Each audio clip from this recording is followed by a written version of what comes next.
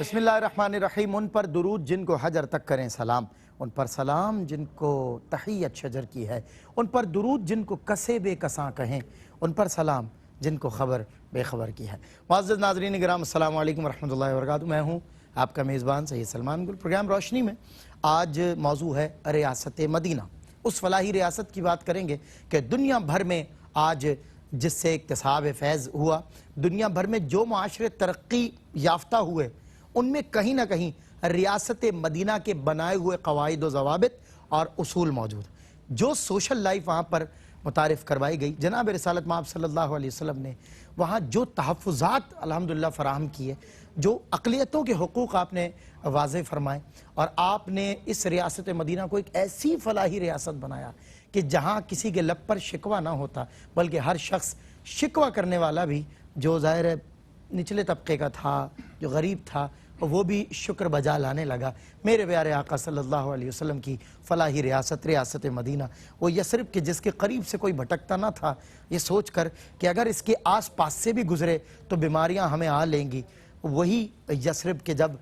جناب رسالت مآب صلی اللہ علیہ وسلم کے قدم مبارک آئے تو وہ مدینہ بنا۔ اور آج جب نہ مولانا حسن نے کہا نہ ہو آرام جس بیمار کو سارے زمانے سے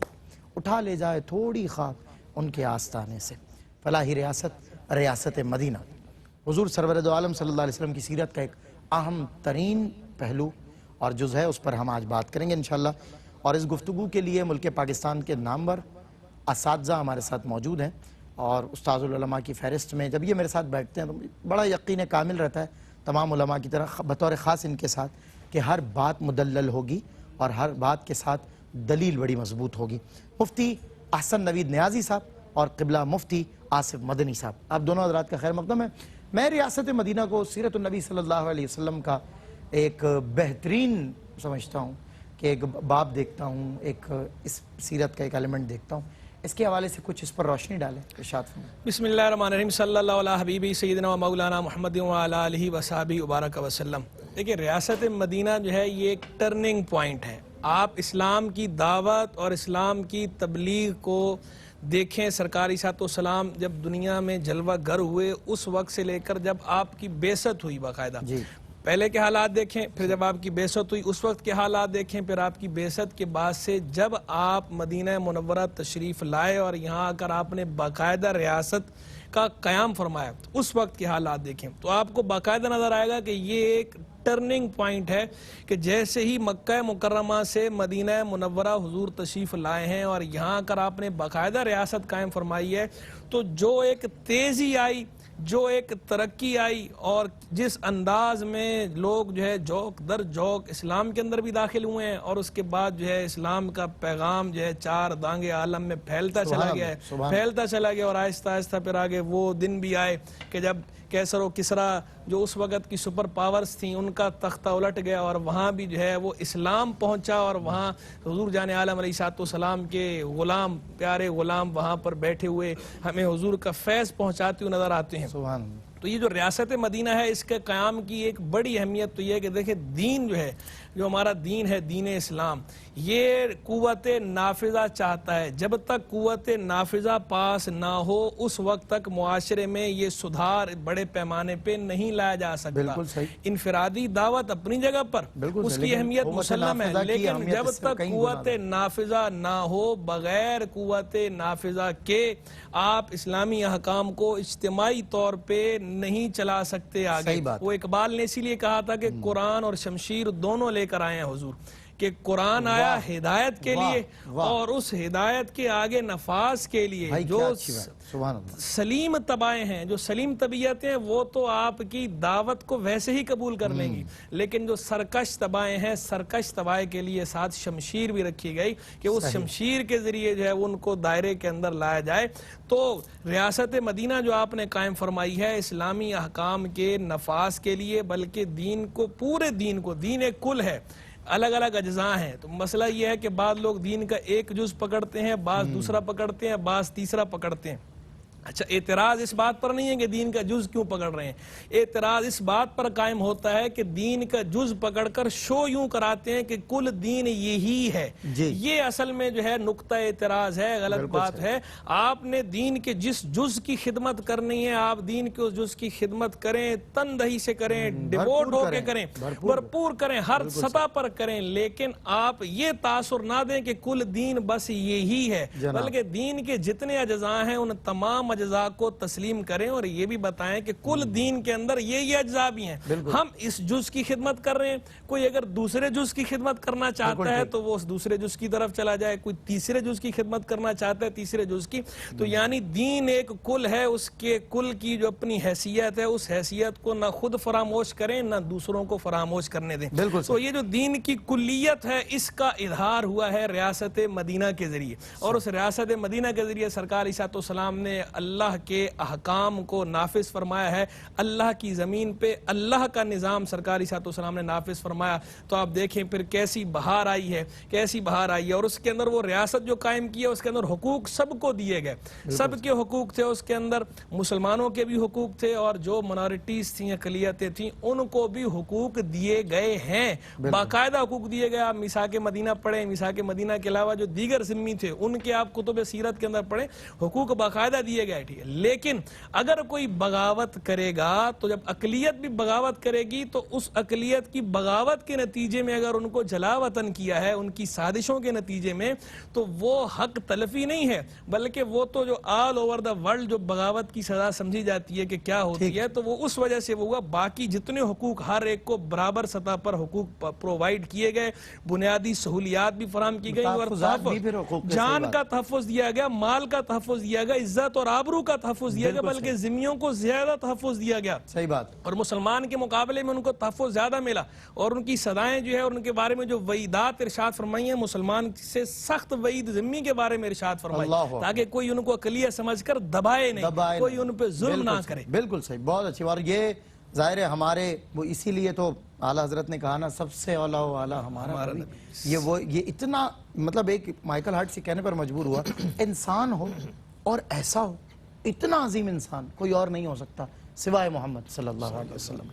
حضور قبلہ ہجرت سے پہلے ہی، ہجرت مدینہ سے پہلے ہی جو ہے یہ ریاست مدینہ کے حوالے سے جد و جہد کا آغاز ہو چکا تھا. اس کی کیا تفصیلات ہیں؟ اعوذ باللہ من الشیطان الرجیم، بسم اللہ الرحمن الرحیم.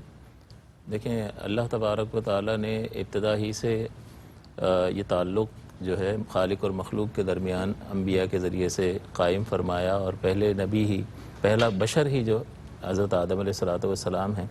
اور اس وقت جس قدر ضرورت تھی اتنی وحی آئی. بہت کم انسان دنیا میں بستا تھا، کوئی تمدنی زندگی نہیں تھی، تو کوئی شہری زندگی نہیں، کوئی ریاستی زندگی نہیں، غاروں میں رہا کرتے تھے اور ایسے ہی زندگی بسر ہوتی تھی. تو بہت تھوڑی ہدایت کی ضرورت تھی، وہ ہدایت اللہ کی طرف سے انبیاء کے ذریعے سے آتی رہی. پھر جیسے جیسے انسان جو ہے تمدنی اعتبار سے، سوچ اور فکر کے اعتبار سے ترقی کرتا چلا گیا، حتیٰ کہ وہ اس نہج پر پہنچ گیا کہ سوچ اور فکر کے اعتبار سے، فلسفے اور منطق کے اعتبار سے بھی وہ اپنی انتہاؤں کو چھونے لگا، اور ریاستی سطح پر بھی بہت سارے امپائر جیسے کہ کیسر و کسریٰ اور ایران وغیرہ یہ اپنے عروج پر اس وقت ریاستیں قائم ہوئیں، اور آگے قیامت تک آج دیکھ رہے ہیں کہ آپ کتنی ریاستیں اس دنیا میں موجود ہیں. تو قیامت تک اسی طرز پر جو ہے وہ طرز حکمرانی قائم ہونا تھا. تو اب یہ تکمیل رسالت کا مرحلہ رحمت دو عالم صلی اللہ علیہ وسلم کے ذمہ ہوا، اور حضور علیہ السلام کو ایک آفاقی دعوت کا داعی بنا کر کے بھیجا گیا. اور پہلے جتنے بھی انبیاء آئے خاص قوم کی طرف اور خاص قبیلوں کی طرف وہ بھیجے گئے. اور رحمت دو عالم صلی اللہ علیہ وسلم یا ایھا الناس انی رسول اللہ الیکم جمیعا، کہ آپ کہہ دیجئے کہ اے لوگوں میں تم سب کی طرف اللہ کا رسول بن کر کے تشریف لایا ہوں. تو حضور کی دعوت ایک آفاقی دعوت تھی، اور اس آفاقی دعوت نے ہر اعتبار سے اللہ تبارک و تعالیٰ کے کلمے کو بلند کر کے دکھانا تھا. اب وہ انفرادی زندگی ہو، گھریلو خاندانی زندگی ہو، معاشرتی زندگی ہو، اور ایک قومی زندگی ہو، ہر سطح پر اور ریاستی سطح پر اللہ کے کلمے کو بلند کر کے اس دین کی اور اللہ تبارک و تعالیٰ کی ہدایت کی برکات کو ظاہر کرنا حضور علیہ السلام کے ذمہ تھا. تو ایک تو یہ کہ انفرادی اعتبار سے قوم کو جمع کرنا، ایک بہترین اور مضبوط جماعت کو تیار کرنا، اور انہیں ہر قسم کی تکالیف سے اور ڈیو پروسیس سے گزار کر اتنا مضبوط کر دینا کہ پھر وہ کسی بھی باطل نظام سے اسے ٹکرایا جا سکتا ہو. تو خاک میں مل اور آگ میں جل، جب خشت بنے تب کام چلے، ان خام دلوں کے عنصر پر بنیاد نہ رکھ، تعمیر نہ کر. تو حضور علیہ السلام نے اس ڈیو پروسیس سے گزارا، اور اس ڈیو پروسیس سے گزار کر تو جتنی بھی کوشش رحمت دو عالم صلی اللہ علیہ وسلم کی ابتدائی زندگی میں تھی وہ ایک ریاست کے قیام کے لیے ہی تھی. وہ علیحدہ بات ہے کہ مکے کے لوگوں نے اس ہدایت کو قبول نہیں کیا، لہٰذا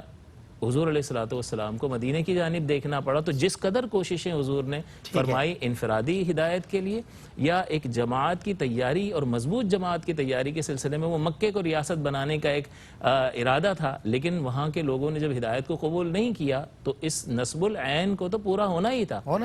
کہ اللہ تعالیٰ نے اس دین کو غالب تو کرنا ہی تھا. تو حضور علیہ السلام نے گویا کہ حضور کی جتنی بھی کوششیں مکے کو ریاست بنانے کے سلسلے میں تھیں وہ پھر ثابت ہوئیں مدینہ کی ریاست کے سلسلے میں، معاون ثابت ہوئیں. اور اس میں ترغیب و ترہیب کا معاملہ کہ ہجرت کے لیے لوگوں کو ابھارنا اور ہجرت حبشہ کی طرف جو ہے وہ لوگوں کو بھیجنا بھی، کہ ہجرت کرنے کے لیے، اللہ تعالیٰ کے دین پر عمل کرنے کے لیے، اپنے عقائد کے تحفظ کے لیے اور اپنی آخرت کو بچانے کے لیے اگر تمہیں اپنا گھر بار اور سب کچھ چھوڑنا پڑے تو وہ تمہیں چھوڑنا ہوگا. اور اللہ تعالیٰ نے بھی قرآن عظیم میں فرمایا کہ جو لوگ ہجرت نہیں کرتے ہیں ان لوگوں کے لیے یہ موت کے وقت یہ فرشتہ کہتا ہے کہ تم نے کیوں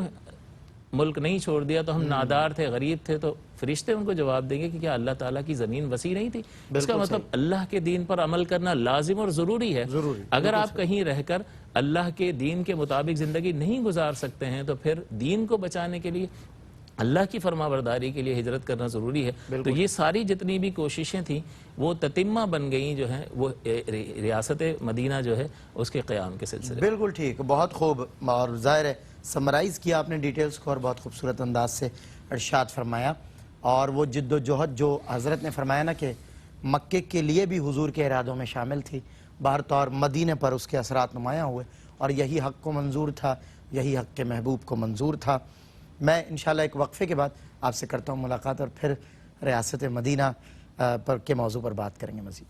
خوش آمدید ناظرین، آپ کا خیر مقدم ہے. یہ جب ریاست مدینہ کی بات ہوتی ہے تو حضور کی ہجرت بھی پیش نظر ہوتی ہے، اور ہجرت سے متعلق بھی ہم سوالات کرتے ہیں. جیسے کہ میں نے حضرت سے کہا کہ ہجرت مدینہ سے قبل اس کی جد و جہد، اور اکثر لوگ جب ہجرت مدینہ کی بات ہوتی ہے تو خلیفۃ اللہ والبلا فصل سیدنا صدیق اکبر رضی اللہ تعالیٰ عنہ کو یاد کرتے ہیں. لیکن میں یہ کہتا ہوں، اس قطعے کے ذریعے ایک پیغام ہے، ہجرت کی رات ہی نہ فقط ہم سفر رہے، صدیق ہم رکاب نبی عمر بھر رہے. ایسا نہیں کہ صرف رہے زندگی میں ساتھ، اب بھی ہیں ان کے ساتھ، یہ مد نظر رہے، اب بھی ہیں ان کے ساتھ، یہ مد نظر رہے. حضور، میں ریاست مدینہ کے قیام کے تناظر میں حضرت مصعب بن عمیر رضی اللہ تعالیٰ عنہ کی خدمات پر چاہتا ہوں آپ کلام فرمائیں. حضور جان عالم صلی اللہ تعالی علیہ وسلم کا ہر صحابی سبحان اللہ اپنی جگہ نجم ہدایت ہے، بے شک ہدایت کے ستارے ہیں سارے کے سارے. اور اسی طرح سرکار کی اہل بیت کا بھی ہر فرد اپنی جگہ جو ہے وہ کشتی نوح کی مثل جو مثال بیان کی گئی، دونوں صحابہ بھی سوار ہیں. بالکل، سرکار کے صحابہ بھی ہمارے سر آنکھوں پر ہمارے سر کے تاج، اور حضور کا مبارک خاندان، حضور کی مبارک اہل بیت بھی ہمارے سر آنکھوں پر سر کا تاج. تو حضور کے ویسے تو سارے صحابہ ہی سبحان اللہ، لیکن ان صحابہ میں سے بطور خاص سیدنا مصعب بن عمیر رضی اللہ تعالیٰ عنہ، جن کا تذکرہ یہاں مقصود ہے ریاست مدینہ کے تناظر کے حوالے سے، یہ وہ پیارے صحابی ہیں کہ حسن صورت اور حسن سیرت دونوں کا مرقع تھے.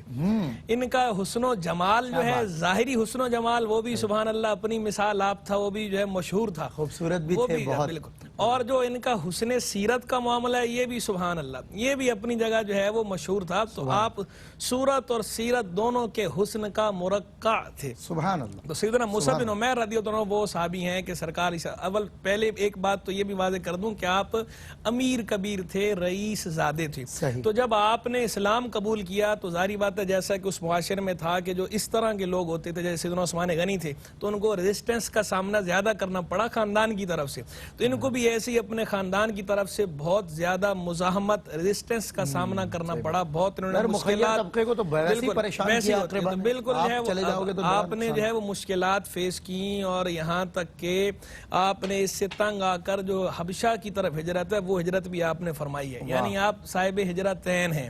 دونوں ہجرتوں کا شرف آپ کو ملا ہے، آپ نے حبشہ کی طرف بھی ہجرت کی اور مدینہ منورہ کی طرف بھی ہجرت کی ہے۔ پھر جو ہے مدینہ منورہ ہجرت سے پہلے جب وہاں حبشہ میں بات مشہور ہو گئی تھی کہ قریش سارے کے سارے مسلمان ہو گئے ہیں، خبر غلط پہنچی تھی تو کچھ مسلمان واپس آئے تو ان میں آپ بھی واپس آ گئے تھے، لیکن یہاں کر پتہ چلا کہ نہیں حالات تو اسی طرح دیگر گوں ہیں، لیکن بہرحال محبوب کے قدموں میں آئے تو حضور کی زیارت سے اور حضور کے فیض سے، حضور کی صحبت سے جو چین اور سکون ملتا تھا تو وہ رہے، پھر رکے رہے، گئے نہیں۔ جب بیعت عقبہ ہوئی تو بیعت عقبہ کے موقع پہ سرکار علیہ السلام نے انصار کی تعلیم اور تربیت کے لیے سیدنا مصعب بن عمیر رضی اللہ تعالیٰ عنہ کو بھیجا، روانہ فرمایا، اور بعض روایات میں یہ ہے کہ ان کے باقاعدہ پرزور اصرار پر روانہ فرمایا، کہ ان لوگوں نے اصرار کیا تھا کسی کو آپ بھیجیں ساتھ ہمارے، تو سرکار نے سیدنا مصعب بن عمیر کو بھیجا اور ان کے ساتھ حضرت عبداللہ بن ام مکتوم رضی اللہ تعالیٰ عنہ کو بھیجا۔ ٹھیک ہے، لیکن یہ نمایاں اس وجہ سے زیادہ ہوئے کہ ایک تو سیدنا عبداللہ بن ام مکتوم رضی اللہ عنہ چونکہ جو ہے وہ نابینا تھے، تو ظاہری بات اپنے نابینا ہونے کی وجہ سے وہ ان کا جو سرکل تھا وہ محدود تھا، وہ زیادہ بڑے پیمانے پہ لوگوں کو اس طرح افادہ نہیں کر سکتے تھے جس طرح آپ کر سکتے تھے، تو آپ ایکٹیو زیادہ تھے۔ جب آپ تشریف لے کر گئے تو مدینہ منورہ میں آپ نے تعلیم و تربیت کا جو اہتمام فرمایا ہے، تو اس وقت 3 باقاعدہ درس گاہیں قائم ہوئی، یہ سرکار کی آمد سے پہلے کی بات ہو رہی ہے۔ ریاست مدینہ کے قیام کے لیے تمہیدات، مقدمات، مبادی جو ہیں یہ وہ ہیں، ابھی ریاست مدینہ قائم ہونی ہے، اس سے پہلے ان کا جو کردار ہے یہ بنیادی اینٹوں والا کردار ادا کر رہے ہیں۔ یہ وہاں تشریف لے کر گئے ہیں تو 3 بنیادی درس گاہیں مدینہ منورہ میں قائم ہوئی، ایک مسجد، اور تینوں وہ 2 مسجدیں تھیں اور ایک گھر تھا، ایک مسجد بنی زریق مدینہ منورہ کے قلب کے اندر، مدینہ منورہ کے سینٹر میں جو تھی، ٹھیک ہے، وہاں پر جو تھے حضرت رافع رضی اللہ تعالیٰ عنہ وہ باقاعدہ جو ہے تعلیم و تربیت کا فریضہ سر انجام دیتے تھے۔ دوسری جو درسگاہ تھی وہ مسجد قباء تھی، مسجد قباء کے اندر جو ہے یہاں بہت سے صحابہ کرام تھے اور مہاجرین بھی تھے، 10 سے تقریباً 10 مہاجرین تھے، ان میں نمایاں حضرت سالم تھے رضی اللہ عنہ، وہ تربیت اور تعلیم کا فریضہ سر انجام دیتے تھے۔ پھر یہ تیسرا جو جگہ تھی یہ مدینہ منورہ کے شمال کی طرف تھی، نقی الخادمات کے نام سے، نون قاف یا عین اور آگے خادمات، خا اور ضاد ہے۔ نقی الخادمات میں حضرت اسعد رضی اللہ تعالیٰ عنہ ان کے مکان میں یہ درسگاہ قائم تھی، جہاں سیدنا مصعب بن عمیر رضی اللہ عنہ بیٹھ کر تعلیم اور تربیت کا فریضہ سر انجام دیتے تھے۔ اس وقت تک جتنا قرآن مجید نازل ہو چکا تھا اس قرآن مجید کی تعلیم دیتے تھے، اور چونکہ احکام میں صرف نماز ہی کا حکم نازل ہوا تھا فرائض میں، تو نماز کی تعلیم دیتے تھے اور اخلاقیات کی تربیت دیتے تھے اس معاشرے میں کہ جہاں اخلاقیات کا دور دور تک پتہ نہیں تھا، انہیں اخلاقی تربیت بھی فراہم کرتے تھے۔ اور آپ نے ایسا جو ہے وہاں پر زرخیزی کی وہاں پر کہ جب دوبارہ سرکار کی بارگاہ میں انصار گئے، حضور کے تشریف لانے مدینہ ہجرت کرنے سے پہلے آپ کا لقب مشہور ہو گیا تھا مقری المدینہ، یعنی اگر ہم اپنے اردو کے اندر تعبیر کریں تو معلم مدینہ، مدینے کے استاد، مدینے کے استاد، تو مقری المدینہ کا ٹائٹل وہاں مدینے میں آپ کے ساتھ نام کا حصہ بنا ہوا تھا، اور آپ کو مقری المدینہ حضور کے سامنے کہا جا رہا تھا، یعنی جب وہ گئے معلم کائنات کے ہوتے ہوئے، بالکل، تو یہ سیدنا مصعب بن عمیر جو ہے مقری المدینہ بھی ہیں، سفیر اسلام بھی ہیں، اور غزوہ احد کے اندر جو ان کی شہادت کا واقعہ ہے وہ تو اپنی جگہ پر ایک دردناک وہ ہے، اللہ تعالیٰ حضرت کے درجات کو بلند فرمائے اور ان کے فیض و برکات سے ہمیں حظ وافر عطا فرمائے۔ آمین آمین۔ جب بھی مقام احد پر پہنچیں تو حضور کے صحابہ کی یہ جان اثاریاں جب فکر پر غالب ہوتی ہیں، دل کرتا ہے کہ وہ منظر پھر ہو، اللہ ہمیں استعمال کرے، ہمارا لہو حضور کی نصرت میں بہایا جائے۔ ان کے آگے وہ حمزہ کی جاں بازی، شیر حران سطوت پہ لاکھوں سلام، جاں نثاران بدر و احد پر درود، حق گزاران بیعت پہ لاکھوں سلام۔ کیا بات ہے مفتی آصف مدنی صاحب چشمہ، گویا آپ کی گفتگو سے معلوم چلتا ہے حضرت مصعب بن عمیر جو ہے تعلیم فرما رہے ہیں، تربیت فرما رہے ہیں، اور یہی بنیاد تھی ریاست مدینہ، کیونکہ افرادی جو ہے تربیت ہو رہی تھی، وہاں کے لوگوں کی تربیت سازی کا جو عمل ظاہر ہے، اصل جو عمل تھا اس میں آپ کا ایک کردار اور ظاہر ہے ایک قلیدی کردار، اور جو آپ نے بخوبی سر انجام دیا، معلم کائنات کے ہوتے ہوئے کسی کا معلم یا استاد کہلوانا، یہ ایک بہت بڑی سعادت اور شرف کی بات ہے۔ مفتی آصف مدنی صاحب قبلہ، بیعت عقبہ اخری کی تفصیلات کیا ہیں، میں چاہتا ہوں اس پر بھی کلام ہو، پھر آخری سیگمنٹ میں انشاءاللہ. جی، حضور علیہ الصلوۃ والسلام کو جو اللہ تبارک و تعالیٰ نے یہ دعوت و تبلیغ کی ذمہ داری دی تھی، یہ بہت بڑی ذمہ داری تھی، کوئی معمولی بات نہیں تھی. ظاہر ہے. کہ پوری دنیا تک یہ پیغام پہنچانے کا ایسا اہتمام کر کے جانا اور ایسے افراد تیار کر کے جانا کہ جو بعد میں بھی رہتی دنیا تک اس دعوت کو عام کرتے رہیں. اور آج تک ایسا ہو رہا ہے، اور اسی دعوت کا اور رحمت دو عالم صلی اللہ علیہ وسلم کی مبارک تبلیغ کا جو ہے وہ مثبت اثر آج بھی دنیا دیکھ رہی ہے اور نظر آ رہا ہے، اور قیامت تک یہ چیز ثابت ہوتی رہے گی. تو رحمت دو عالم صلی اللہ علیہ وسلم نے اپنی اس ذمہ داری سے عہدہ برآ ہونے کے لیے کوئی کسر نہیں چھوڑی.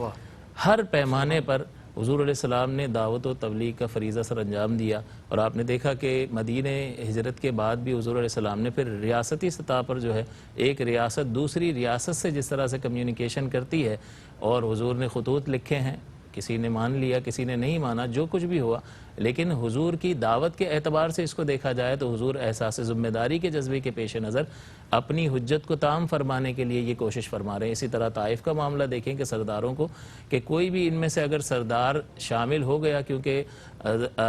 حضرت ابو طالب کا وصال ہو چکا ہے، تو اس سرداری کی وجہ سے، ان کی حمایت کی وجہ سے تو وہ رکے رہے، لیکن جب وہ سرداری نظام میں ظاہر سی بات ہے کہ ایک دوسرے کا لحاظ ضروری تھا کہ لیکن جب آپ کا وصال ہو گیا تو اب جو ہے حضور کی جان کے درپے ہوئے، اور حضور علیہ الصلوۃ والسلام نے مناسب سمجھا کہ طائف کے لوگوں میں سے اگر کوئی سردار اسلام قبول کر لیتا ہے تو پھر ایک نو کی قوت حاصل ہو جائے گی، اور اسلام جو ہے اس کی ترویج و اشاعت کے سلسلے میں ایک مدد حاصل ہوگی. لیکن حضور علیہ الصلوۃ والسلام کے ساتھ وہاں جو کچھ بھی کیا گیا وہ حضور علیہ الصلوۃ والسلام نے خندہ پیشانی سے نہ صرف برداشت کیا، بلکہ جب فرشتوں کو بھیجا گیا عذاب کے لیے تو فرمایا کہ میں جو ہے وہ قہر و غضب کے لیے نہیں، بلکہ میری صفت تو یہ ہے کہ میں ساری کائنات کے لیے، عالم کے لیے رحمت بنا کر کے بھیجا گیا. اسی طرح سے حضور علیہ الصلوۃ والسلام نے ریاست مدینہ کے قیام کے سلسلے میں، یعنی جب یہ اوس و خزرج وہاں کے قبائل ہیں اور ان میں ان کے افراد جو ہے حج کرنے کے لیے مکہ آیا کرتے تھے، تو حضور نے ان پر بھی کوشش فرمائی، کسی زاویے سے بھی اس کوشش کو ترک نہیں فرمایا. جیسے کہ ہمارا اگر کاروبار ہوتا ہے تو ہم ہر زاویے سے مارکیٹ کا جائزہ لے رہے ہوتے ہیں. حضور کی ذمہ داری، اعلیٰ ترین ذمہ داری کے اس منصب سے بڑھ کر کون سا منصب ہو سکتا ہے؟ چیف ایگزیکٹو پوسٹ ہے جو اللہ نے اپنے حبیب کو عطا فرمائی، کہ اللہ تعالیٰ کی دعوت سے بڑھ کر اور بہتر کون سا کلام اور کون سی دعوت ہو سکتی ہے. صاحب میں کمپلیٹ کرواتا ہوں آپ کی گفتگو کو، ظاہر ہے کوئی گوشہ رہ نہ جائے، اس لیے بریک کے بعد انشاءاللہ صوال مکمل کرتے ہیں جو میں نے صاحب کے آگے بہت خوبصورت انداز سے آپ جواب دے رہے ہیں انشاءاللہ بریک کے بعد. خوش آمدید ناظرین، آپ کا خیر مقدم ہے. پروگرام روشنی میں ریاست مدینہ کا موضوع ہے اور اس پر بات کر رہے ہیں. مفتی آصف مدنی صاحب سے میں نے سوال کیا تھا، آپ بیعت عقبہ اخری کی تفصیلات اور اختتامی سمت ہے آپ کا جواب. جی حضور. میں عرض یہ کر رہا تھا کہ اس اعتبار سے بھی حضور نے اپنی اس ذمہ داری کو پورا فرمایا، اور اعلان نبوت کے 11ویں برس جو ہے حضور علیہ السلام نے ان لوگوں پر محنت کی جس کے نتیجے میں ابتدائی طور پر پہلی بیعت جو ہوئی وہ بیعت عقبہ جو ہے وہ سن 11 نبوی میں ہوئی، اور اس میں 6 افراد نے اسلام کی دعوت کو قبول کیا، جس کا فائدہ یہ ہوا کہ جب وہ لوٹ کر مدینہ تشریف لے گئے اور انہوں نے وہاں پر کام کرنا شروع کیا تو اس کے نتیجے میں دیگر 7 افراد نے مزید اسلام قبول کیا، اور اگلے سال جو ہے وہ انہوں نے حضور علیہ الصلوۃ والسلام کے ہاتھ پر بیعت کی، اور حضور علیہ الصلوۃ والسلام نے ان سے چند چیزوں پر جو ہے وہ عہد لیا. پھر اس کے بعد یہ مصعب بن عمیر رضی اللہ تعالیٰ عنہ کا واقعہ جو حضرت نے بیان فرمایا، اور حضور نے باقاعدہ آپ کو بھیجا ہے اور وہ گھر گھر جا کے لوگوں کو اسلام کی دعوت دیا کرتے ہیں. تو اس کے نتیجے میں تیسرے سال جو ہے وہ 72 افراد کو لے کر حضور کی بارگاہ میں حاضر ہو گئے، اور 72 افراد نے حضور کی دست حق پرست پر بیعت کی اور اسلام قبول کیا. اور حضور نے ان سے یہ بیعت لی کہ تم اب خدا وحدہ لا شریک کی عبادت کرو گے، نہ زنا کرو گے، نہ چوری کرو گے، نہ کسی پر بدکاری کی تہمت لگاؤ گے، اور ہر اعتبار سے میری مدد کرو گے. تو انہوں نے اس پر جو ہے وہ بالکل لبیک کہا، اور پھر اس کا نتیجہ یہ ظاہر ہوا کہ ان کے جانے کے بعد پھر اسلام جو ہے وہاں پر تقریباً حضور علیہ الصلوۃ والسلام کے پہنچنے تک بہت سارے مدینے کے تقریباً بہت سے علاقے میں مسلمان جو ہے وہ بڑھ چکے تھے، اور اوس اور خزرج کے درمیان جو پرانی دشمنیاں تھیں، چونکہ اب اوس کے بھی بعض افراد نے اسلام قبول کر لیا، خزرج کے بھی، تو اب مسلمان ہونے کی وجہ سے ان کے درمیان محبت اور الفت کا ایک تعلق پیدا ہو گیا، جس کی وجہ سے یہ دشمنی بھی ختم ہو گئی، اور وہاں پر ایک پرامن ماحول اسلام کی برکت سے قائم ہوا، جو ریاست مدینہ کے سلسلے میں بھی معاون ثابت ہوا، اور رحمت دو عالم صلی اللہ علیہ وسلم کی سرپرستی کے قبول کرنے کے اعتبار سے بھی معاون ثابت ہوا۔ واہ کیا بات ہے۔ میں مفتی صاحب قبلہ بس اختتامی چند لمحے بچے ہیں، میں چاہتا ہوں حضرت کا پیغام بھی ہو جائے اور آپ سے ایک سوال ہو جائے کہ ہجرت کے بعد اندرونی اور بیرونی سطح پر انٹرنل اینڈ ایکسٹرنل کن کن سازشات کا سامنا ہوا حضور کو؟ کیا کیا دیکھیں حضور جان عالم صلی اللہ تعالی علیہ وسلم جب مکہ مکرمہ سے مدینہ منورہ تشریف لائے ہیں تو اب ذرا آپ وہاں کی فضا دیکھیں۔ ایک مسئلہ تو تھا آب و ہوا کا کہ مکہ مکرمہ کی آب و ہوا جو ہے وہ الگ، مدینہ منورہ کی آب و ہوا الگ، پھر وہاں کا کلچر، وہاں کی ثقافت، وہاں کی بود و باش الگ، مدینہ منورہ کی بود و باش، یہاں کا کلچر، یہاں کا کہتے ہیں نا محض کلائمیٹ ڈیفرنس نہیں بلکہ کلچرل ڈیفرنس بھی تھا۔ مکے کے لوگ جیسے مدینہ منورہ میں جو ہے وہ کھیتی باڑی کا، زراعت کا زیادہ رواج تھا، مکہ مکرمہ میں تجارت کا زیادہ رواج تھا۔ اب جو لوگ حضور کے ساتھ آئے ہیں، جو مہاجرین ہیں، ان کو کھیتی باڑی کا تجربہ نہیں ہے، جو انصار ہیں ان کا تجارت کا معاملہ پوری لائف میں ڈائیورٹ ہو جانا، بالکل جو ہے وہ تبدیلی آئی ہے، ہر سطح پر تبدیلی آئی ہے۔ اب سرکار عیسیٰ السلام نے ایک تو یہ کرنا تھا کہ جو مہاجرین اور انصار ہیں ان کے مابین آپس میں ایسا تعلق قائم کرنا تھا کہ اجنبیت ختم ہو جائے، ان کی جو نامانوسی ہے وہ ختم ہو جائے، یہ آپس میں مانوس ہو جائیں اور شیر و شکر ہو جائیں۔ بالکل صحیح۔ تو سرکار عیسیٰ السلام نے اس کے لیے مواخات مدینہ جو مشہور ہے قائم فرمائی کہ آپ نے مہاجرین اور انصار کے درمیان بھائی چارہ قائم فرمائے، نام بنام آپ نے ان کو ایک دوسرے کا بھائی بنایا، اور انہوں نے بھی جو ہے نا حضور نے جو بھائی بنایا تو ان لوگوں نے بھی اس کی لاج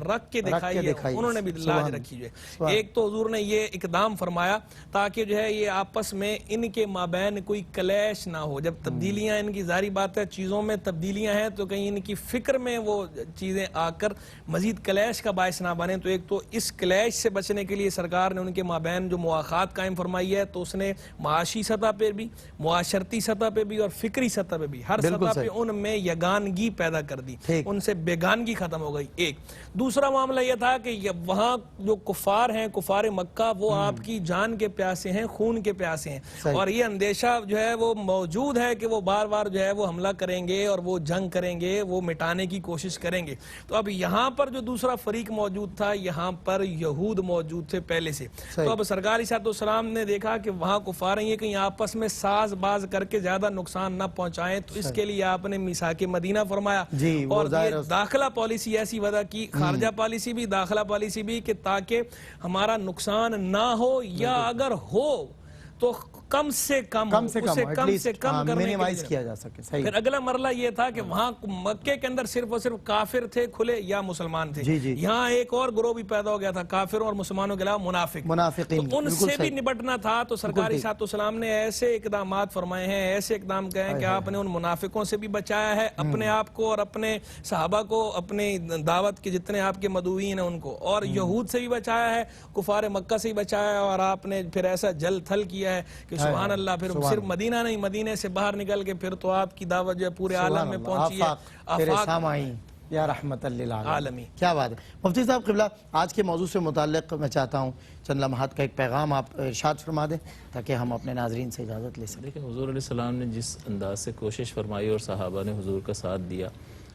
تو آج تو اسلام آپ سے اور مجھ سے کوئی ہجرت کا مطالبہ نہیں کرتا ہے، لیکن اس ہجرت کا ضرور مطالبہ کرتا ہے کہ ہم اس زندگی کی طرف منتقل ہو جائیں جو خالق کائنات کی طرف سے ہدایت کے ذریعے سے ہمیں عطا کی گئی ہے۔ تو جو رحمت دو عالم صلی اللہ علیہ وسلم کی سیرت طیبہ ہے، ہمیں یہ سوچنا چاہیے کہ اس کو اپنے جسم پر نافذ کرنے کے سلسلے میں، اور پھر جو اپنے لیے بہتر سمجھتے ہیں وہ اپنے مسلمان بھائی تک پہنچانے کے سلسلے میں، اور پھر اس پہنچانے کے نتیجے میں جو ہمیں تکلیف پہنچتی ہے اس پر خندہ پیشانی کے ساتھ صبر کرنے کے سلسلے میں ہماری کس قدر سنجیدگی ہے، اور اس دعوت کو جس طرح رحمت دو عالم صلی اللہ علیہ وسلم نے لوگوں تک پہنچایا،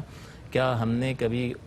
کسی درجے میں احساس ذمہ داری کا مظاہرہ کیا ہے کہ یہ امت کا اب فریضہ بن چکا ہے۔ رحمت دو عالم صلی اللہ علیہ وسلم ہمیں پہنچا کر چلے گئے اور یہ فرما کر تشریف لے گئے، بلغوا عنی ولو آیہ، پہنچا دو میری طرف سے اگرچہ ایک ہی آیت ہو۔ اور ہمیں یہ سوچنا چاہیے کہ ہم نے اس چیز کو اپنی زندگی میں کتنی جگہ دی۔ اللہ مفتی صاحب بہت شکریہ آپ سے شیلہ قبلہ، شکریہ. وقت کی تنگی تھی ورنہ موضوع ایسا تھا اور آپ حضرات کی گفتگو ایسی تھی کہ دل کرتا اور علم کے موتی ہم چن سکیں. ناظرین بھی ظاہر ہے اسی طرح ہمیں خواہاں نظر آتے ہیں ٹیلی ویژن اسکرین کے سامنے. ریاست مدینہ کی جب بات ہوتی ہے حضور کے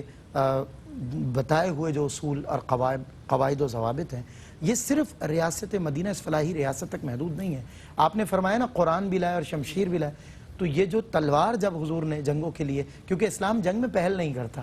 ظاہر جنگ جب مسلط ہو جائے تو پھر اپنا بھرپور دفاع بھی کرتا ہے. تو جس انداز سے